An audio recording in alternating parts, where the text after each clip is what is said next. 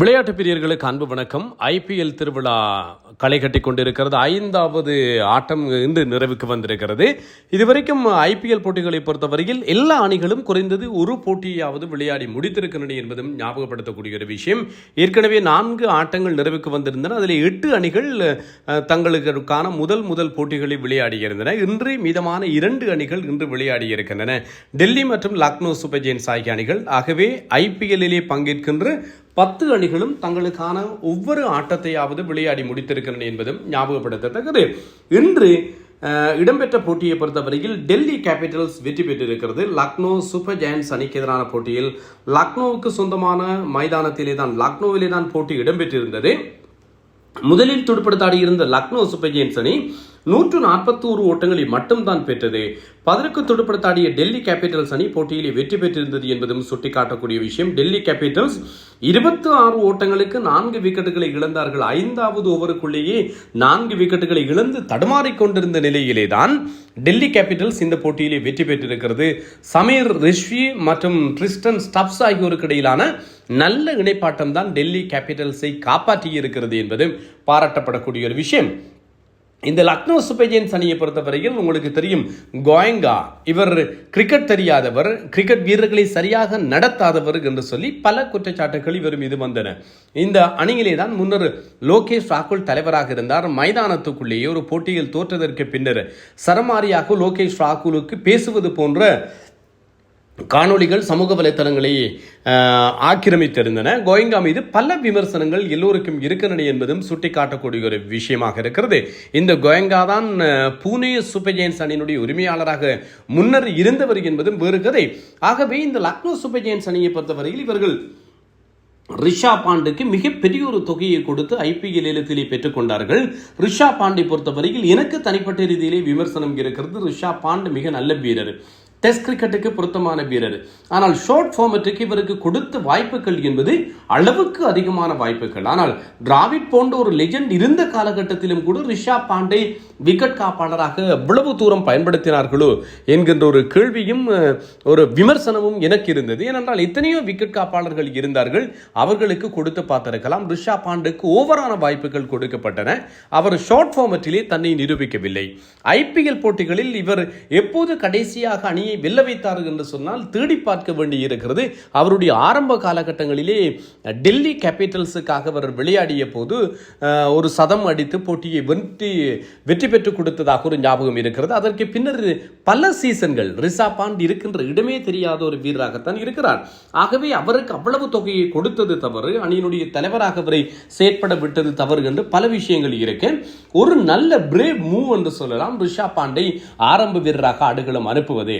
Rishabh bond உங்களுக்கு தெரியும், 2016ஆம் ஆண்டு காலகட்டங்களிலே அண்டர் 19 கிரிக்கெட் ஆடிய போது அப்போது அணியினுடைய தலைவர் இஷான் கிஷான் அவரும் ரிஷாப் பாண்டும் தான் ஓப்பனர்ஸாக ஆரம்ப வீரர்களாக அணியிலே விளையாடியவர்கள். சதமெல்லாம் அடித்திருக்கிறார். அருமையான இன்னிங்ஸ்கள் அண்டர் 19 கிரிக்கெட்டிலே கூட நான் அவரிடம் பார்த்திருக்கிறேன்.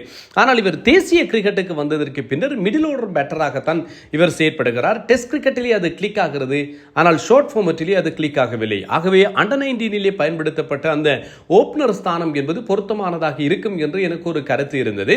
இன்று ஒரு நல்ல மூவை எடுத்திருந்தார் ஜஸ்டின் லேங்கர், அணியினுடைய தலைமை பயிற்சியாளராக இருப்பவர். அவரை ஆரம்ப வீரராக அனுப்பி எய்டன் மார்க்ரமை 3ஆம் இடத்துக்கு கொடுத்திருந்தார்.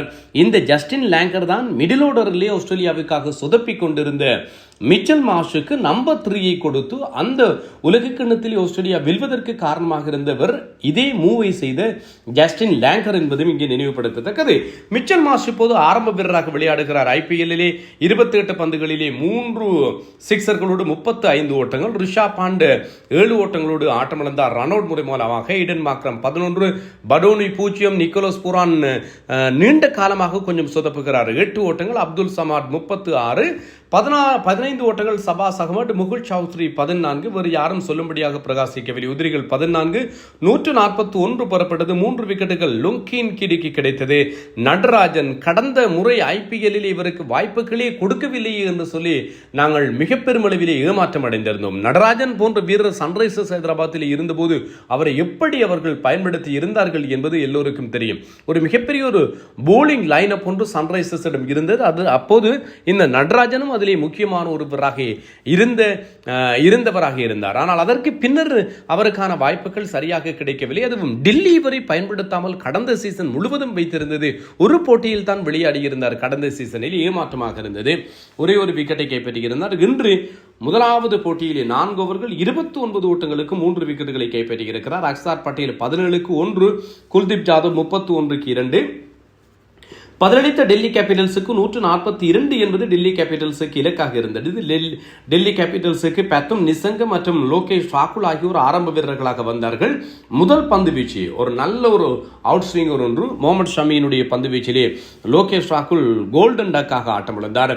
பத்தும் நிசங்க இலங்கையிலே பல வீரர்களுக்கு என்ஓசி நோ அப்ஜெக்ஷன் சர்டிபிகேட் கிடைக்காத நிலையில் இவர் தன்னுடைய உடற்தகுதிகளை நிரூபித்து இவர் விளையாடி கொண்டிருக்கிறார் பத்தும் நிசங்க. ஆனால் இன்று டெல்லிக்காக 4 கோடிக்கு ஒப்பந்தமாகி இருந்த ஒரு வீரர் அறிமுகத்தையும் மேற்கொண்டிருந்தார். அறிமுகம் அபாரமாக அமைந்திருக்கவில்லை.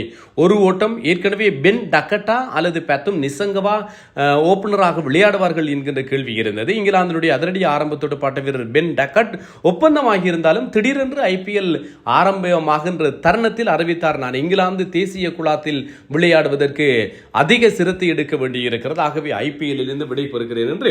ஆகவே பத்தும் நிசங்கவிற்கு இலகுவான ஒரு வாய்ப்பு போட்டி என்று கிடைத்தது. அதனை அவர் வீணடித்திருந்தார். நிதிஷ் ராணா 15 ஓட்டங்கள், அக்சார் பட்டேல் 0 என்று சொல்லி எல்லோரும் ஆட்டமிழந்தார்கள்.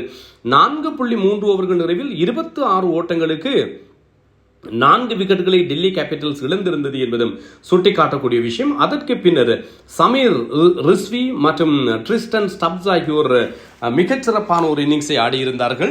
இருவரும் இணைந்து நல்ல ஒரு இன்னிங்ஸை ஆடி அணியை வெற்றி பெற செய்திருந்தார்கள் என்பதும் கவனிக்கத்தக்கது. டெல்லி கேபிட்டல்ஸை பொறுத்தவரையில் உங்களுக்கு தெரியும், கடந்த முறை இவர்கள் முதல் 4 ஆட்டங்களில் 4லுமே வெற்றி பெற்றிருந்தவர்கள். ஆனால் முதல் 4 ஆட்டங்களிலும் 4லும் வெற்றி பெற்று டேபிள் டாப்பராக இருந்த இந்த அணி பிளே ஆஃபுக்கு செல்லாமல் தோற்று போனது. 5வது இடத்தை தான் பிடிக்கக்கூடியதாக இருந்தது. அங்கே ஹிமாங் படானி அவர் ஒரு சர்வதேச பயிற்சியாளர் கூட இல்லை. ஆனால் லோக்கல் கிரிக்கெட்டிலே மிக அபாரமான திறமை, அதுவும் தமிழ்நாடு பிரீமியர் லீக் போட்டிகளிலே மிகச்சிறப்பாக அவருடைய பயிற்றுவிப்பாளர் நுட்பத்தை காட்டுபவர் ஹிமாங் படானி. அவர்தான் டெல்லி கேபிட்டல்ஸினுடைய தலைமை பயிற்சியாளராக செயற்படுபவர். அப்படி ஹிமாங் படானி மீது அதிக எதிர்பார்ப்பு இருந்தும் அணி கடந்த முறை சொதப்பியது. முதல் 4 ஆட்டங்களில் வென்று மீதமான ஆட்டங்களில் எல்லாம் தோற்று சொதப்புவது என்பது ஏமாற்றத்துக்குரியது. இம்முறை டெல்லி கேபிட்டல்ஸ் வெற்றியோடு ஆரம்பித்திருக்கிறது என்பதும் குறிப்பிடத்தக்கது. நடராஜனுக்கு வாய்ப்பு கொடுத்திருக்கிறார்கள். சமீர் ரிஸ்வி 8.4 கோடிக்கு 2024 சென்னை சூப்பர் கிங்ஸால் ஏலத்தில் எடுக்கப்பட்டவர். அந்த சீசனில் அவர் பெரிதாக சோபிக்கவில்லை.